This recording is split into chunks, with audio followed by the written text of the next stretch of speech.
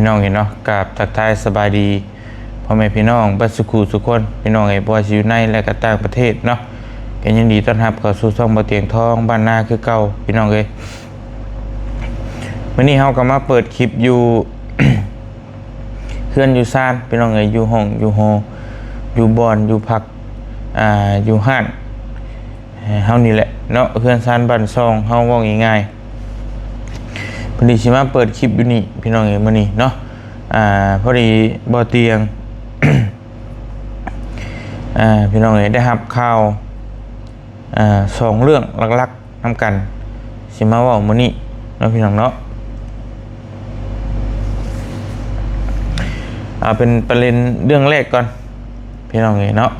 ประเด็นเรื่องแรกคือน้องแฮมที่ข่าวดังว่างั้นแหละถือฆ่าหันศพอยู่นนทบุรีปักเกร็ดพี่น้องเอ้ยเนาะก็อยู่กรุงเทพมหานครพุ่นแหละพอดีอ้ายเพิ่นส่งข่าวมาโอ้ยโทรศัพท์กับพี่น้องเอ้ยเมื่อยเด้โทรศัพท์บ่เตียงไปบ่ล่ะนี่ อ้ายเพิ่นส่งข่าวมาบอกบ่สะท้อนแสงเนาะเดี๋ยวบ่เตียงสิอ่านให้ฟังเนาะพี่น้องเอ้ยอ้ายเพิ่นส่งข่าวมาบอกเพิ่นส่งข้อความเสียง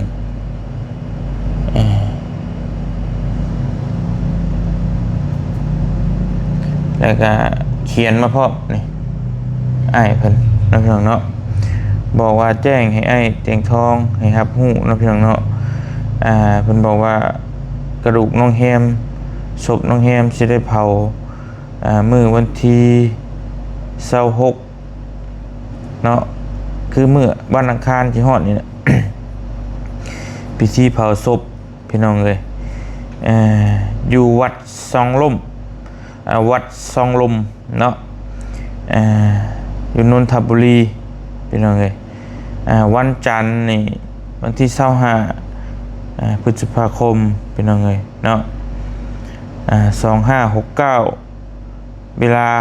18:30 น.เนาะสวดอภิธรรมและก็วันอังคารวันที่26พฤษภาคม2569เวลา 11:00 น.เลี้ยงตัวเลี้ยงพระเพลเนาะก็คือบ้านเฮาก็ถือว่าเลี้ยงข้าวพระหรือว่าถวายข้าวพระถวายข้าวเพลให้เพิ่นสันเขาแล้วก็เพิ่นสวดแล้วก็เอาศพไปเผาอยู่บ้านเฮาก็แบบนั้นคือกันแต่นี่คือกันนั่นแหละบ่เตียงก็เคยไปงานศพ 2-3 งานอยู่เนาะอยู่ไทย แล้วก็เวลา 14:00 น.ก็คือบ่าย 2 โมงจะมีการประชุมเพลิงพี่น้องเนาะประชุมเพลิงก็คือเผาศพนั่นแหละพี่น้องเอ้ยอยู่วัดซองลม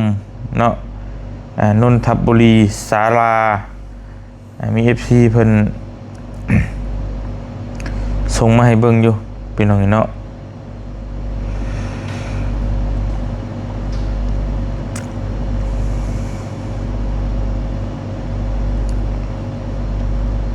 นี่ดิ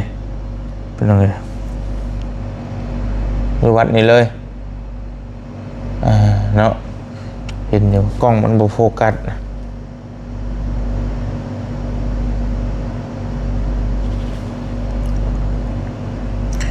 วัดซองลม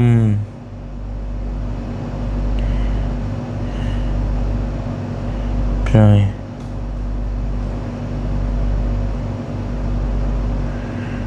แต่ว่ามันตัวน้อยอ่านบ่เห็นทั้งลุมมันเนาะ นั่นแหละก็คือไปก็คือชิฮู้อยู่ถ้าอยู่แถวนั้นก็ไปร่วม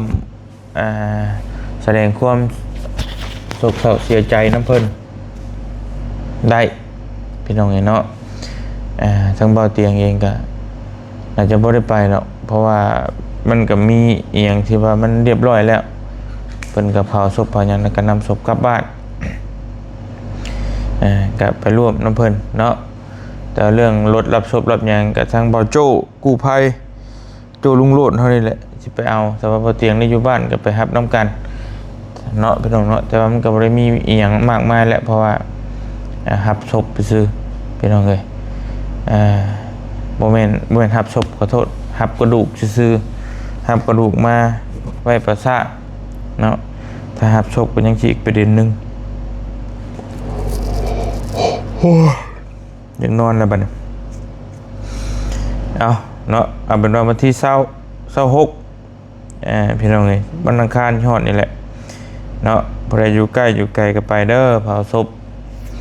น้องแฮมจะซื้อขาหันศพบ่หันแหละพี่น้องติดตามข่าวๆกันมากันโดนเติบ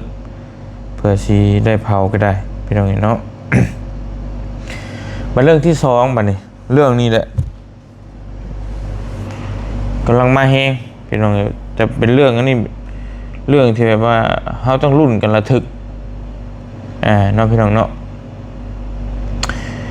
คือมีอยู่ พี่น้องอาจจะเห็นข่าวในคลิปบ้างแหละหลายเติบในคลิปใน Facebook คือมีคน7คนอยู่แขวงไส้สมบูรณ์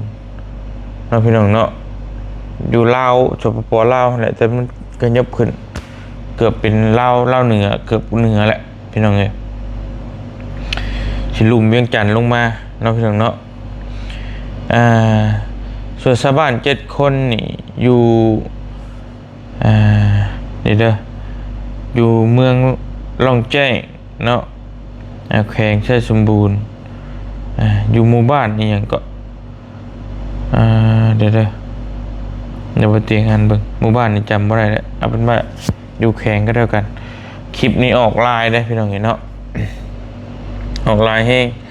ทั้งช่องไทยช่องหยังเอาไปลงเนี่ยเดี๋ยวไปเตียงสิกดให้ฟังว่าข่าวด่วนครับทุกคนครับตอนนี้เกิดเหตุระทึกซ้ำรอยถ้ำหลวงนะครับมีคนติดอยู่ในถ้ำที่สปปลาวนานถึง4 วันแล้วนะครับเหตุการณ์นี้เกิดขึ้นที่เมืองล่องแจ้งแขวงชัยสมบูรณ์มีผู้ประสบภัยติดอยู่ด้านในทั้งหมด7ชีวิตนะครับตอนนี้เจ้าหน้าที่อยู่ระหว่างการสูบน้ำออกจากถ้ำอย่างเร่งด่วนแต่สถานการณ์ตอนนี้ยังน่าเป็นห่วงมากครับและล่าสุดมีการประสานขอกำลังกู้ภัยจากฝั่งไทยแล้วนะครับทีมดำน้ำกู้ภัยเมตตาธรรมกาฬสินธุ์และสมาคมสายทานสะพานบุญกำลังเตรียมนำทีมดำน้ำระดับเทพนะครับเข้าไปสมทบด่วนเลยครับ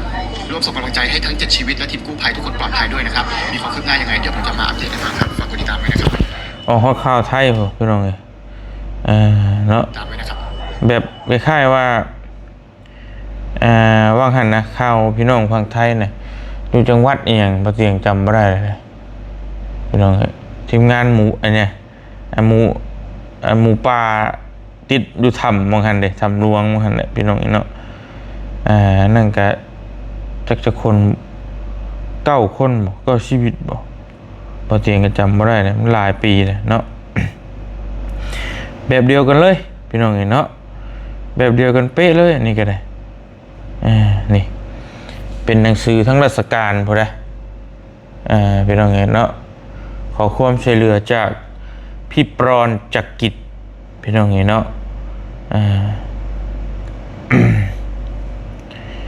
ดูฟังไทยบ่ฮู้ว่าเพิ่นสิมาหรือบ่หรือว่าจังใดพี่น้องเนาะนี่แหละพี่น้องเห็นนะเป็นห่วงอยู่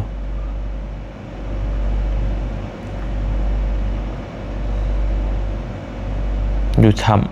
ำเนาะเพิ่นเข้าไปเก็บทองพี่น้องเลยเข้าไปหาล่อนทองหรืออย่างนี้แหละเป็นล่อนทองตามห้วยตามห้องวันนี้ฝนตกมาแล้วเข้าไปลี่อยู่ทำหันแบบเดียวกับทีมงานหมูป่าอันอยู่พี่น้องฝั่งไทยน่ะเด็กน้อยบางหันแหละพี่น้องอันนั้นก็แบบเดียวกัน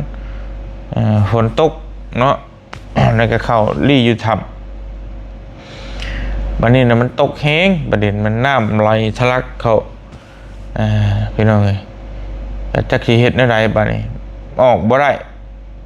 ดีแต่ว่ามันมีโพรงมีอุโมงค์แล้วก็พอมีแนวกินแนวอยากอยู่แต่ว่านี่น่าจะบ่มีแนวกินแท้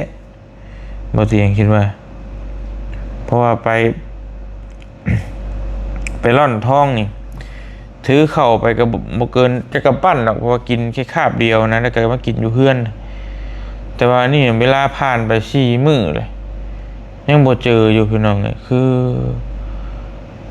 บ่อยากสิคิดสภาพตอนนี้เนาะคือหิวข้าวนี่หิวโหยแบบสุดๆแหละบ่เตียงว่ะ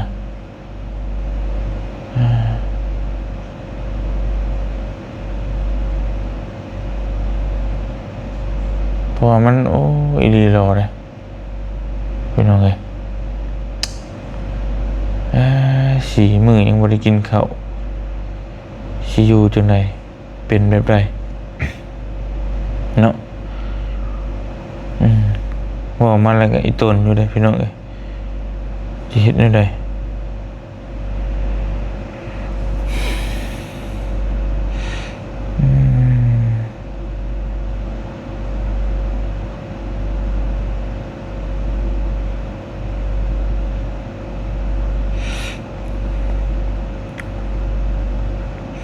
ข่าวปัจจุบันทั่วแดนเป็นอย่างนี้เนาะ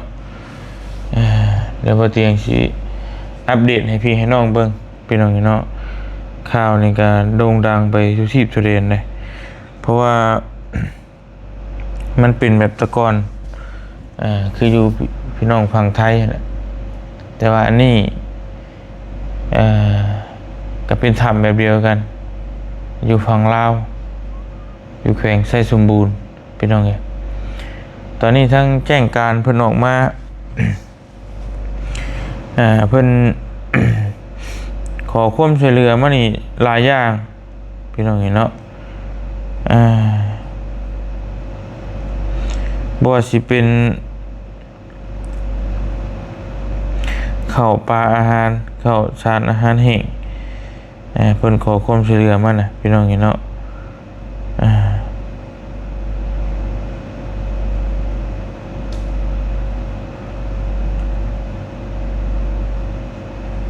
นี่เบิ่งสภา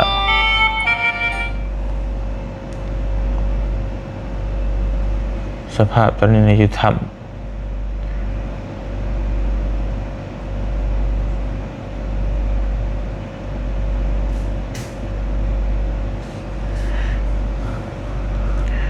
ตัวนี้บ่เตียงก็ คิดอีตนนะพี่น้องเนาะคิดอยากไปเบิ่งอยากบ่แม่นอยากไปเบิ่งหรอกคิดอยากนี่เพิ่นขอมานี่เห็นบ่เตียงค้ำเอาลงนะพี่น้องเนาะเพิ่นขอความช่วยเหลือมานี่ตอนนี้ขาดแคลนคือมีเครื่องจักรสูบน้ำเครื่องจักรดูดน้ำนะพี่น้องเอ้ยหรือว่าบ้านเฮาเอิ้นว่าง่ายๆจักรดูดน้ำแหละข้าวสารอาหารแห้งให้กับทีมงานผู้ที่ค้นหาผู้เสียหายแล้วก็น้ำดื่มเนาะแล้วก็น้ำมันใส่จักรสูบน้ำแล้วก็อีกหลายอย่างพี่น้องเนาะที่เพิ่นขอความช่วยเหลือมาทั้งบ่เตียงก็คิดอยากไปเนาะพี่น้องเนาะตอนนี้ก็อยากไปซอยเพิ่นอยู่ในอีตนนะชีวิตคนนะพี่น้องเนาะบ่ฮู้ว่าสิเป็นจังไดพี่น้องเอ้ย ตอนนี้ก็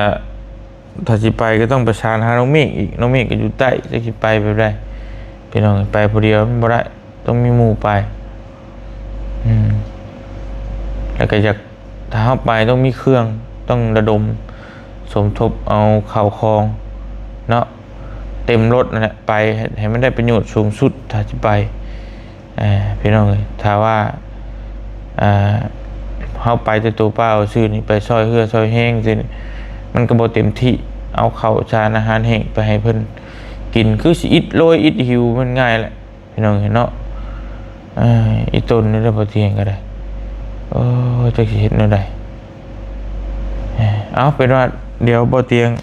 ประสานเบิ่งถ้ามีงบมีหยังเพียงพอก็จะได้ไปพี่น้องสิหาคนไปนำเราพี่น้องเนาะจังไดก็ฝากเป็นกำลังใจนำกันเด้อพี่น้องเด้อพี่น้องลาวเฮาเฮ็ดได้เนาะ มีแต่แนวเป็นแท้นี่โอ้ยไปเดี๋ยวไปพักผ่อนกันบ่เตียงก็ตื่นเช้ามื้อนี้พาตู้แม่ไปฟอกไตกับเมื่อยพี่น้องเนาะเดี๋ยวอื่นเจอกันว่าใดๆก็จังว่ากันเนาะอยู่ดีมีแฮงสบายดีเด้อพี่น้องเด้อ